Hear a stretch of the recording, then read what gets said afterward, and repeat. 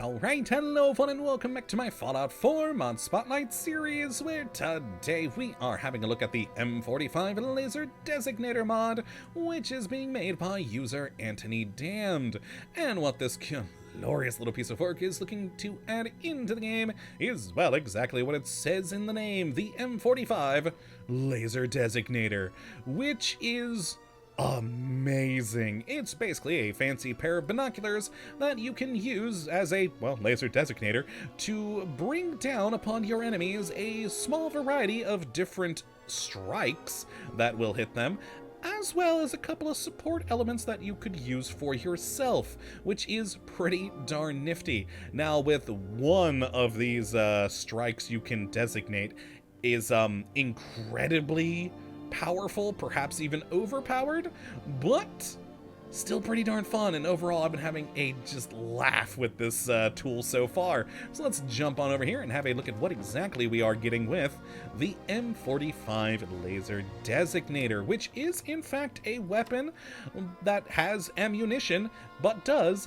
deal no damage, as it relies on the strike itself to do its damage. And as for the ammo, it's a variety of different codes depending on what the actual support element you're using is going to be.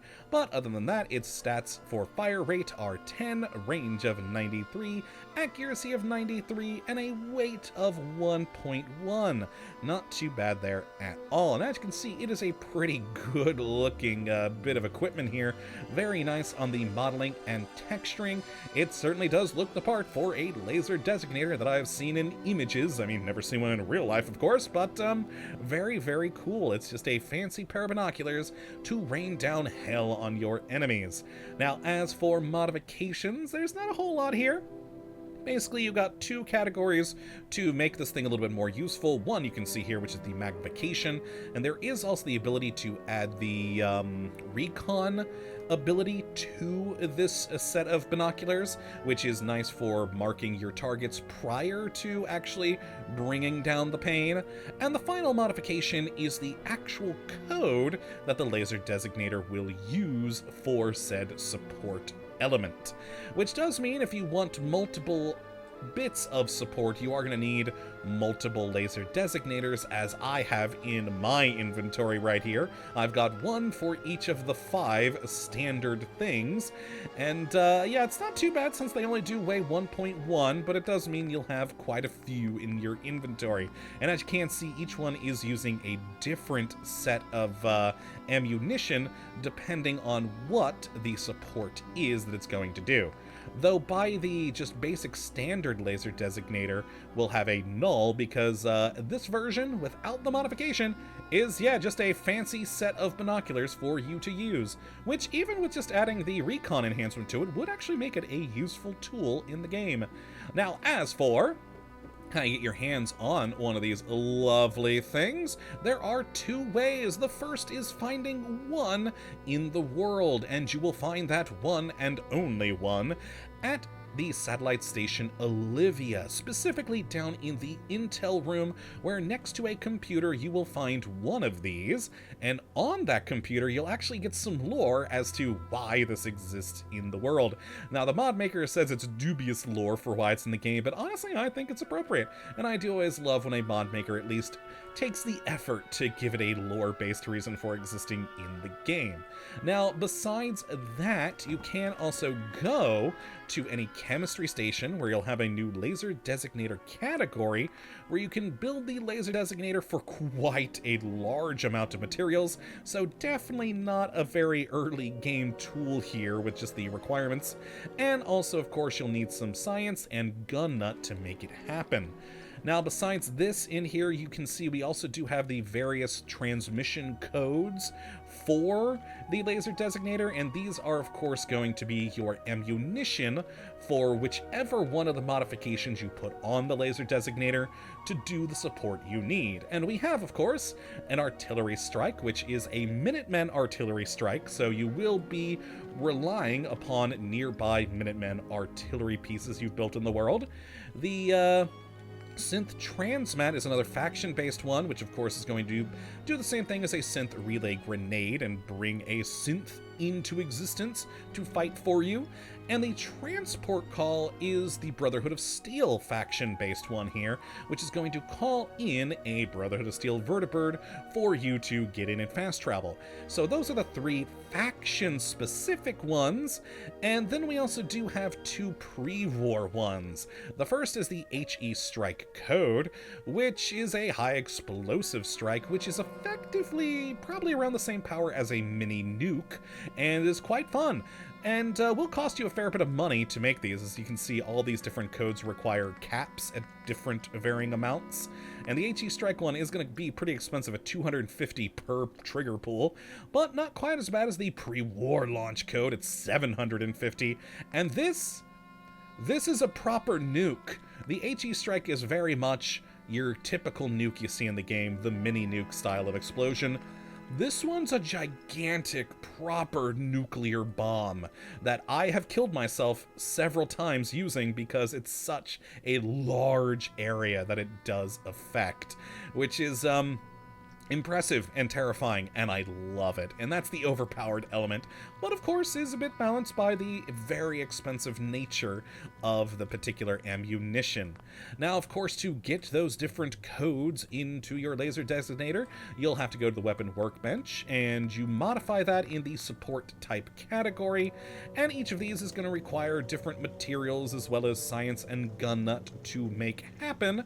And yeah, that's the primary thing here that will turn your laser designator into, well, an actual proper tool to use. Now, other than that, like I mentioned before, we've got our magnification from 4x up to 10x, and a tracking module which adds on that recon capability, all of which is pretty darn cool. So yeah, it's impressive. So let's take a look at each of these different ones. Now, sadly, I can't use a couple of them because the faction-dependent ones, like the Brotherhood of Steel transport one, I can't use because in this save file, this is a new character, effectively. Even though we're at like level, very high level, we're technically level 1. We've done nothing, none of the quests. So there is no Brotherhood of Steel in the Commonwealth, which means I can't call down a vertibird. Similarly, with the artillery strike, the Minutemen are not a proper faction yet, so I don't have the ability to build artillery pieces, but these will work just the same as the tools you usually have. Now, amusingly, the transmat will work, because even though I haven't done the Institute things, the Institute is still there, and they still have teleport technology, but, amusingly, the synth I produce with it, wait for it, there we go, is actually going to want to kill me. They're an enemy. Because we're not friends of the Institute so far. But we can get rid of that synth by doing an HE strike on him. So yeah, we'll just do that, zoom on in, and designate the target there. And wait for it, the bomb will fall, and you will physically see it. It is a proper airstrike. There we go. He's dead. Love the HE. Honestly, I think the HE is my favorite. Even though the, tactical nuke is insanely impressive, this one's more useful. This will kill everything everywhere. This is more of a tactical thing. So yes, if we actually do use the nuke over here, there we go. Let's target, I think right there is a safe spot. I did this earlier and did the same thing I just did there with the HE, and dropping the nuke there kills me standing here. That's how big of a radius this thing has. I'm pretty sure I discovered that that's safe, that little post there. So let us fire. There we go. We've done the laser designator. And like with the HE, it is going to take a little bit of time for the nuke to come down. There we go.